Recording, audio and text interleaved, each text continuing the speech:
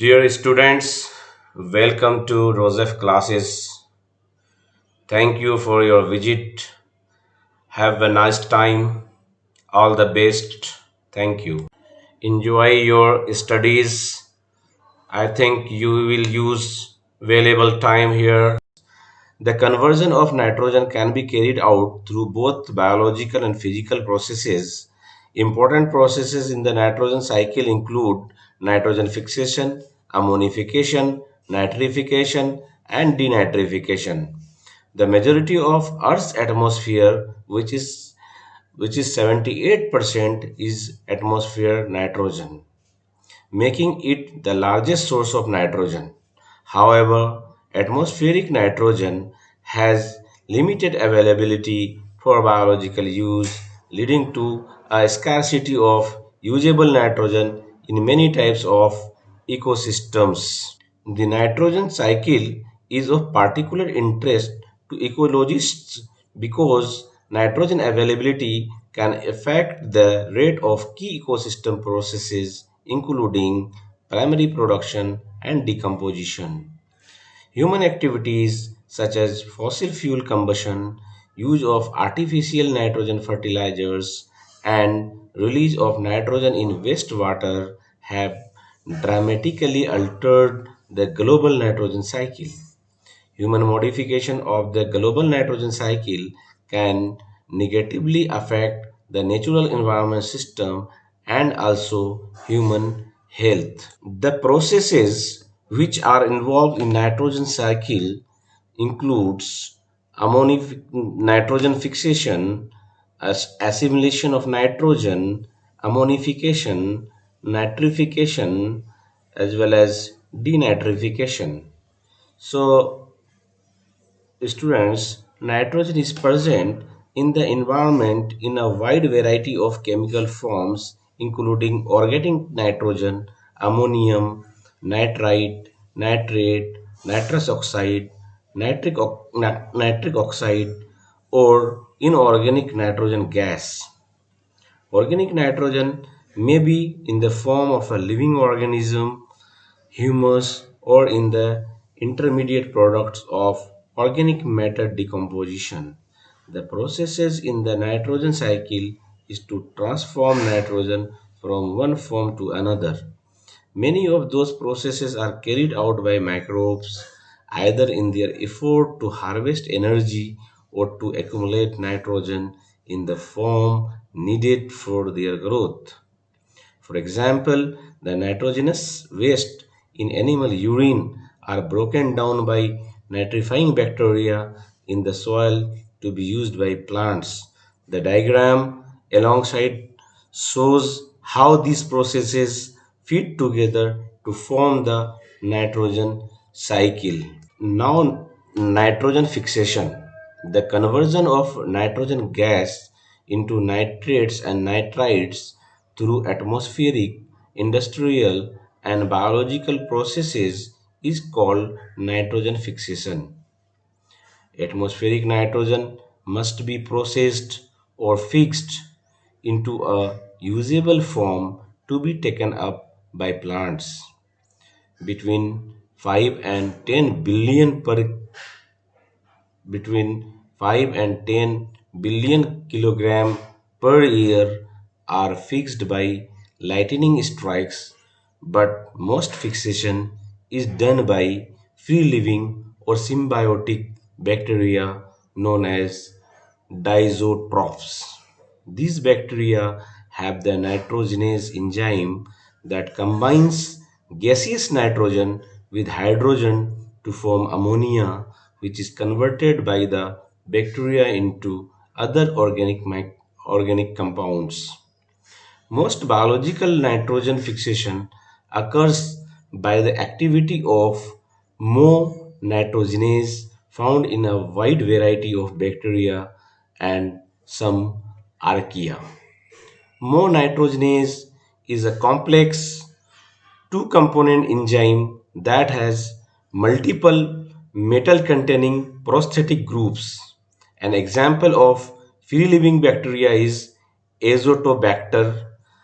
Symbiotic Nitrogen fixing bacteria such as Rhizobium usually live in the root nodules of legumes such as peas, alfalfa, and locust trees.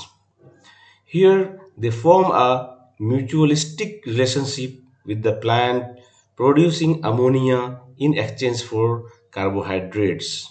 Because of this relationship, legumes often increase the nitrogen content of nitrogen poor soils. A few non legumes can also form such symbiosis. Today, about 30% of total nitrogen fixation is produced industrially using the Haber-Bosch process, which uses high temperatures and pressures to convert nitrogen gas and a hydrogen source like natural gas or petroleum into ammonia. Now, assimilation of nitrogen. Plants can absorb nitrate or ammonium from the soil by their root hairs. If nitrate is absorbed, it is first reduced to nitrite ions and then ammonium ion for incorporation into amino acids, nucleic acids, and chlorophyll. In plants that have a symbiotic relationship with rhizobia, some nitrogen is assimilated in the form of ammonium ions directly from the nodules. It is now known that there is more complex cycling of amino acids between rhizobia bacteroids and plants.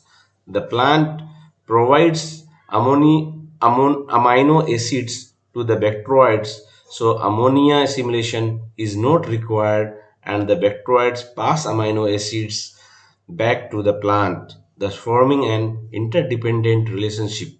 While many animals, fungi, and other heterotrophic organisms obtain nitrogen by ingestion of amino acids, nucleotides, and other small organic molecules, other heterotrophs, including many bacteria, are able to utilize inorganic compounds such as ammonium as a sole nitrogen sources. Utilization of various nitrogen sources is carefully regulated in all organisms. Now, ammonification. When a plant or animal dies or an animal expels waste, the initial form of nitrogen is organic. Bacteria or fungi convert the organic nitrogen within the remains back into ammonium, a process called ammonification or mineralization.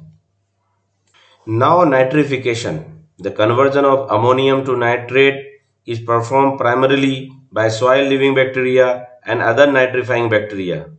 In the primary stage of nitrification, the oxidation of ammonium is performed by bacteria such as Nitrosomonas species, which converts ammonia to nitrites.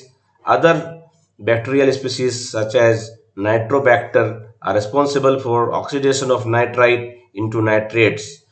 It is important for ammonia to be converted to nitrates or nitrites because ammonia gas is toxic to plants due to their very high solubility and because soils are highly unable to retain anions. Nitrates can enter groundwater. Elevated nitrate in groundwater is a concern for drinking water use because nitrate can interfere with blood oxygen level in infants and cause methemoglobinemia or blue baby syndrome. When groundwater recharges stream flow, nitrate enriched groundwater can contribute to eutrophication, a process that leads to high algal population and growth, especially blue guinea algal population.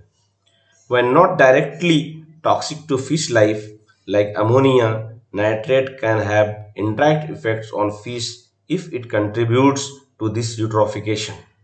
Nitrogen has contributed to severe eutrophication problem in some water bodies.